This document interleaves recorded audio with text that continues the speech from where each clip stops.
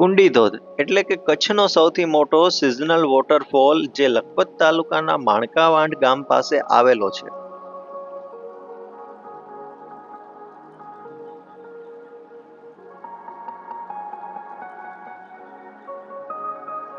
તો ચાલો સફરની શરૂઆત કરીએ. કુંડી ધોધ ભુજથી 105 કિલોમીટરના અંતરે આવેલો છે, જ્યારે નખત્રાણાથી 56 કિલોમીટર અને માતાના મઢથી 29 કિલોમીટરના અંતરે રહેલો છે.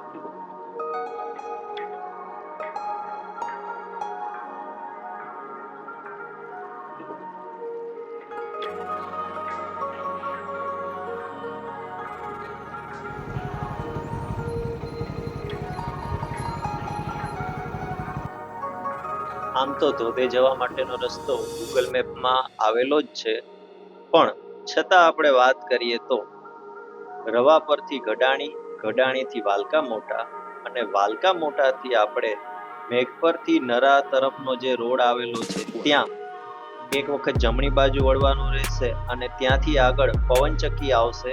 એ પવનચક્કીએ કુંડી ધોધનો બોર્ડ પણ મારેલો છે. ત્યાંથી જમણી બાજુ વળતા આપણે ખેતરમાંથી પસાર થઈ અને કુંડી ધોધ તરફ જવાનું રહેશે.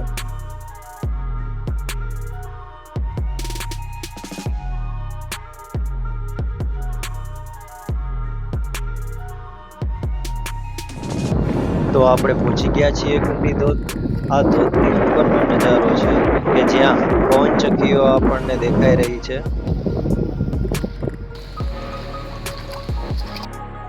અહીં હું, મારા મિત્રો અભિષેક અને બાદલ અમે 3 જણા ફરવા આવ્યા છીએ.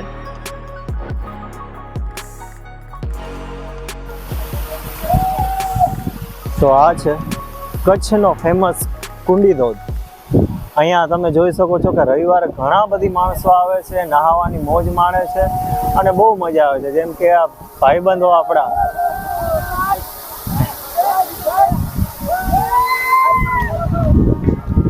એ કહી રહ્યા છે કે લાઈક કરો, શેર કરો.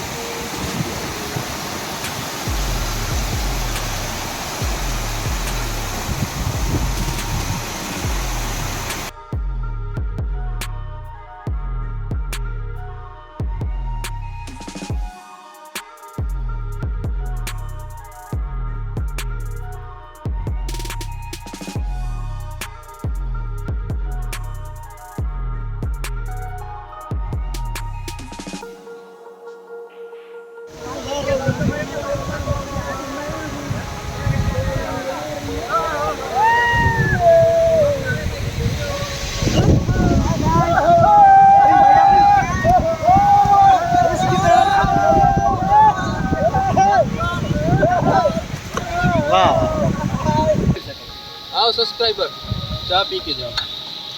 બાદલભાઈ શું કેવું છે? બસ મોજ પડી ગઈ, ચા બનાવીએ છીએ. બાદલ કે કચ્છીમાં પણ એટલે આચો મોજ કયો, ચાય બનાવ્યો, નાસ્તા પાણી કયો, એકડો ધ્યાન રાખી જા કે ગંદકી ન કઈ જા. કારણ કે કુદરત પાકે देने जो को नज़ारो इनके અહીં મોજ कयो ते जलसा करियो, कचरो न कई जा. असा जो कोई कचरो है या असा मेरे असा जे बैग में वेचतासी जिनजे काणे हिते की गंदगी न थिए ने बया जो को माड़ू अचे उन्हीं के पण आनंद करे जी मौज अची वञे. Thank you. વાહ બાદલ વાહ.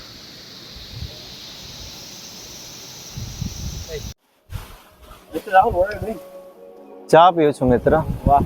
અને આ ચા માટે હું થેન્ક્સ કહીશ બાદલ અને અભિષેકને. અભિષેકે શરૂઆત કરી ચાની અને બાદલે અંત કર્યો છે. એકવાર ધોધમાં નહાઈ લીધા પછી સામેની તરફ 2 ઘડી શાંતિથી બેસતા પવનચક્કી, વાદળો, સૂર્ય, ખડકો ઉપરથી પસાર થતું ઘેટા બકરાનું ધણ અને ખડખડ વહેતો ધોધ નજરે પડે છે. આ ધોધ વિશે વધારાની માહિતી બ્લોગમાં લખી છે, જેની લિંક નીચે આપેલી છે. તો આ હતો આપણો આજનો બ્લોગ. કેવો લાગ્યો તે જરૂરથી કોમેન્ટ કરી અને જણાવજો.